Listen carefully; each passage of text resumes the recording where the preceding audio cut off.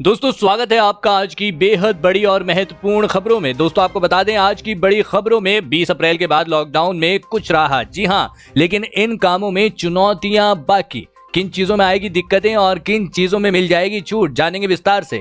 बात करें अगली बड़ी खबर की, जी हां, अगर आपका इस बैंक में खाता है तो आपके लिए बड़ी खबर आ रही है, जानेंगे विस्तार से। इसके अलावा आपको बता दें सरकार ने इस योजना के तहत किसानों को दिए 8.31 करोड़ रुपए, मिल चुकी है पहली किस्त। जानिए किन लोगों को मिलेगा इसका फायदा।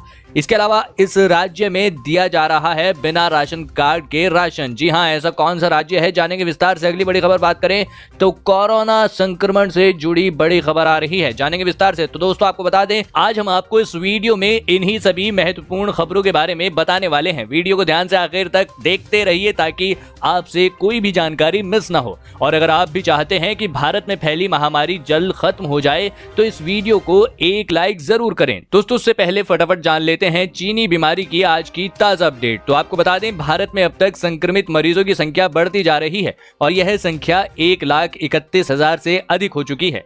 इनमें से 11,000 से अधिक लोगों का भी इलाज चल रहा है, जबकि अधिक मामले सही हो चुके हैं। और आपको बता दें 430 से अधिक लोगों की अब तक मौत हो चुकी है। और बात करें पूरी दुनिया भर की तो अब तक की अपडेट के अनुसार 21,15,000 से अधिक लोग संक्रमित हो चुके हैं। इसके अलावा 1,41,000 से अधिक लोगों की मौत हो चुकी है, जबकि 5,27,000 से अधिक लोग सही हो चुके हैं। दोस्तों हो सकता है जब तक आप यह वीडियो देख रहे हो तब तक यह आंकड़ा और भी बढ़ गया हो। इसी के साथ बढ़ते हैं इस वक्त की अगली बड़ी खबर की तरफ। जी हां, 20 अप्रैल के बाद लॉकडाउन में राहत, लेकिन इन कामों में चुनौतियां बाकी। किन चीजों में आएगी दिक्कतें, जानिए। दोस्तों आपको बता दें इसके अलावा जानेंगे इस योजना में लोगों को मिल गई पहली किस्त। जी हां, देश भर में 14 अप्रैल के बाद अब दूसरा लॉकडाउन जारी है जो आने वाली 3 मई को खत्म होगा, लेकिन इससे पहले सरकार की तरफ से कुछ सेक्टर्स को राहत दी गई है। जी हां, आपको बता दें 20 अप्रैल के बाद कुछ इलाकों में कई सेक्टर्स को लॉकडाउन में छूट दी जाएगी, जो इकोनॉमी को बूस्ट करने के लिए उठाया गया एक कदम है। जी हां, क्विंट की एक रिपोर्ट के मुताबिक कौन सी वो चुनौतियां होंगी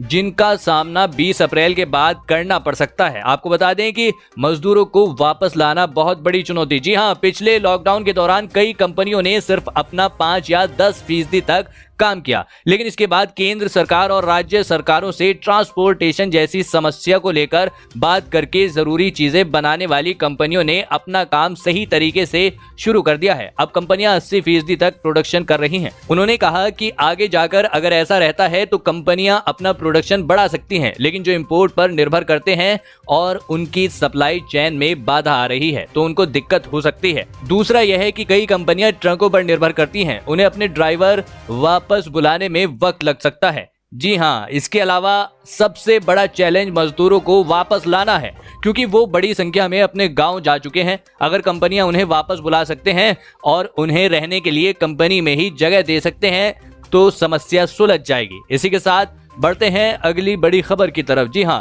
पीएम किसान योजना में 8.31 करोड़ रुपए की पहली किस्त जारी, नहीं मिले रुपए तो करें ये काम। दोस्तों आपको बता दें देश इस वक्त कोरोना संक्रमण की चपेट में है। आम जनता के साथ ही देश के किसानों के लिए यह बेहद मुश्किल भरा वक्त है। इस बीच देश के करोड़ों किसानों के लिए यह राहत भरी खबर है कि मोदी सरकार ने प्रधानमंत्री किसान सम्मान निधि योजना के तहत लॉकडाउन शुरू होने के बाद से लेकर अब तक 8.31 करोड़ रजिस्टर्ड किसानों के खाते में 2,000 रुपए की पहली किस्त जमा कर दी है। सरकार ने इस योजना के तहत 16,621 करोड़ रुपए भेजे हैं। इसके अलावा अब सिर्फ 70 लाख किसानों के खाते में ही किस्त का पैसा भेजना बाकी रह गया है। बता दें कि इस योजना के तहत लगभग 9 करोड़ किसानों ने अपना रजिस्ट्रेशन कराया है। वहीं सरकार का लक्ष्य इस योजना में 14.5 करोड़ किसानों को रजिस्टर्ड करना है। दरअसल आपको बता दें पीएम किसान सम्मान निधि योजना के तहत रजिस्ट्रेशन कराने वाले किसानों को केंद्र की ओर से हर साल 6,000 रुपए की राहत राशि दी जा रही है। यह राशि 3 किस्तों में किसान के खाते में आएगी। आपको बता दें सरकार द्वारा पहली किस्त जमा कराने की कवायद की जा रही है, जो अंतिम दौर में पहुंच चुकी है। 2,000 रुपए की 3 किस्तों में यह राशि खाते में जमा की जाएगी। आपको बता दें केंद्र सरकार की इस योजना का लाभ लेने के लिए स्कीम के तहत रजिस्ट्रेशन कराने के साथ ही किसानों द्वारा रजिस्टर्ड कराए गए बैंक खाते और आधार कार्ड का लिंक होना भी जरूरी है।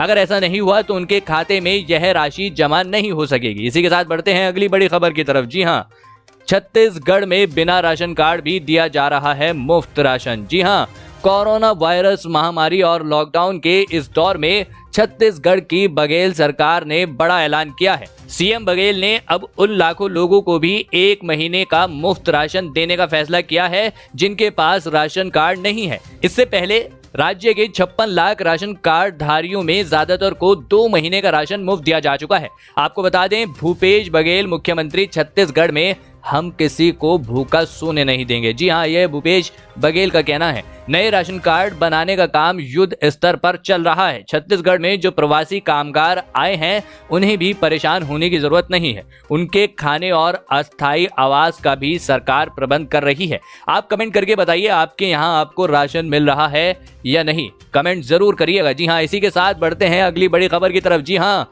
एसबीआई ग्राहकों के लिए खुशखबरी, एटीएम से पैसे निकालने पर नहीं लगेगा कोई चार्ज।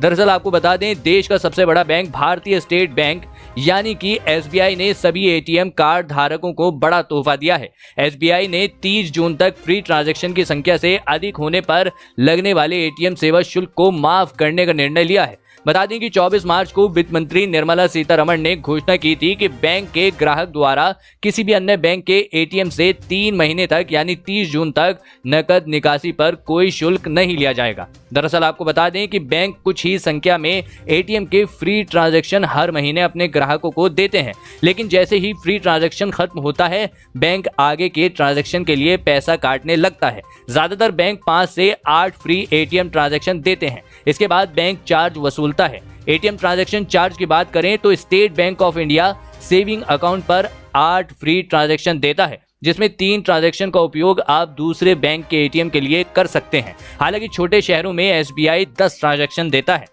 इसी के साथ बढ़ते हैं अगली बड़ी खबर की तरफ। जी हाँ, लॉकडाउन ई पास आरोग्य सेतु ऐप पर जल्द मिलेगी ये सुविधा। जानिए कैसे मिलेगा ई पास। दोस्तों आपको बता दें, कोरोना वायरस की रोकथाम के लिए तैयार किए गए भारत सरकार के आरोग्य सेतु का इस्तेमाल करने वाले लोगों के लिए राहत भरी खबर है। इस ऐप के जरिए अब आपको लॉकडाउन का ई पास मिल सकेगा। इस बारे में आरोग्य सेतु ऐप पर नया सेक्शन ई पास जोड़ा गया है। ऐप में दिख रही सूचना के अनुसार जल्द ही इस पर ई पास की सुविधा शुरू होने वाली है। ऐसे में जरूरी काम से बाहर न निकल पाने वाले लोगों को बड़ी सहूलियत होगी। जी हाँ, आपको बता दें, दिल्ली समेत देश के कई इलाकों में स्थानीय प्रशासन की ओर से ई पास या पास की सुविधा शुरू की गई है, लेकिन बहुत से लोग अभी भी इस सुविधा से वंचित हैं। लोगों का इंतजार है कि सरकार कब थोड़ी नरमी बरते और आसानी से पास जारी कर लोगों को जरूरी काम निपटाने की छूट दे। इसी के साथ बढ़ते हैं अगली बड़ी खबर की तरफ। जी हाँ, 5 करोड़ नौकरी पेशा लोगों को राहत, पीएफ खाते में 15 मई तक मार्च का पैसा जमा करेंगी कंपनियां। जी हाँ दोस्तों, अगर आप नौकरी पेशा हैं और आपका एम्प्लॉयर सरकार की बताई गई कुछ शर्तों के अंतर्गत आता है तो आपको अगले 3 महीने के लिए अपनी सैलरी के पीएफ खाते के अंशदान की चिंता नहीं करनी होगी।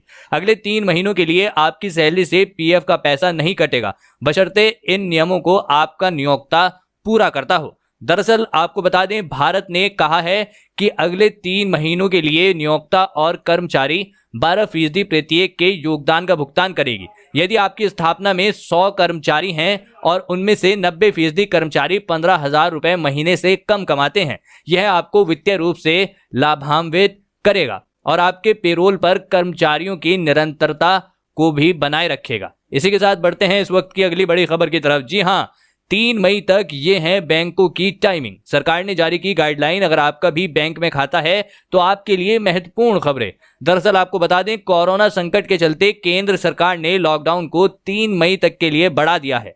प्रधानमंत्री नरेंद्र मोदी ने 14 अप्रैल को लॉकडाउन बढ़ाए जाने की घोषणा की। इसके अगले ही दिन यानी 15 अप्रैल को बैंकिंग सेक्टर को लेकर गाइडलाइन जारी की गई। गाइडलाइन में बैंकिंग कामकाज को लेकर नागरिकों को सूचित किया गया है कि केंद्र ने बैंकों को निर्देश दिया है कि गाइडलाइन में बैंकों की टाइमिंग 24 अप्रैल से 14 अप्रैल यानी लॉकडाउन के पहले फेज में जो थी वही तय की गई है। जी हाँ, बैंक सुबह 10 बजे से शाम 4 बजे तक ऑपरेट होंगे। सरकार ने साफ कर दिया है कि बैंक और बीमा जैसे महत्वपूर्ण वित्तीय सेवाओं से जुड़े काम पहले की तरह चलेंगे। जी हाँ, गृह मंत्रालय की तरफ से यह गाइडलाइन जारी की गई है। गाइडलाइन में कहा गया है कि नकदी और कर्ज सहायता मुहैया कराते रहने के लिए बीमा कंपनियां, बैंक को एटीएम और रिजर्व बैंक ऑफ इंडिया पहले की तरह ही कामकाज करेंगे। इसी के साथ बढ़ते हैं अगली बड़ी खबर की तरफ। जी हाँ, अच्छी खबर, जी हां, आपको बता दें भारत का चीन को करारा जवाब। देश की इन 2 कंपनियों ने शुरू किया एंटीबॉडी रैपिड टेस्ट किट का उत्पादन।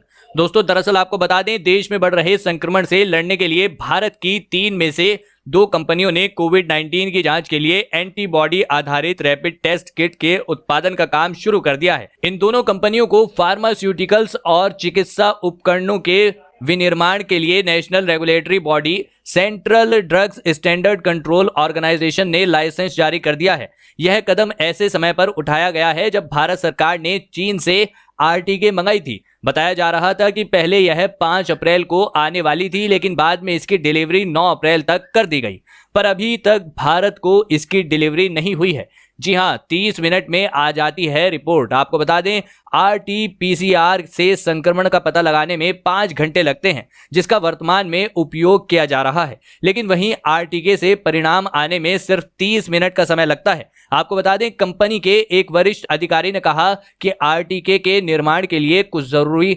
सामग्री अमेरिका से इंपोर्ट की जाती है। वहीं एचएल लाइफ केयर के तकनीकी संचालन के निर्देश ईए सुब्रमण्यम ने बताया कि हमने उत्पादन शुरू कर दिया है, एक दिन में 25,000 किट बनाने की योजना बना रहे हैं। जी हां दोस्तों, ये थी आज की कुछ महत्वपूर्ण खबरें और ताज़ा खबरें भी। उम्मीद करते हैं इससे आपको काफ़ी कुछ महत्वपूर्ण जानकारी मिली होगी। बस इसके बदले में इतना ही चाहते हैं कि आप इस वीडियो को एक लाइक ज़रूर कर दें, साथ ही शेयर भी कर दें, क्योंकि आपका लाइक और शेयर करना ही हमारी मेहनत का फल होता है। धन्यवाद।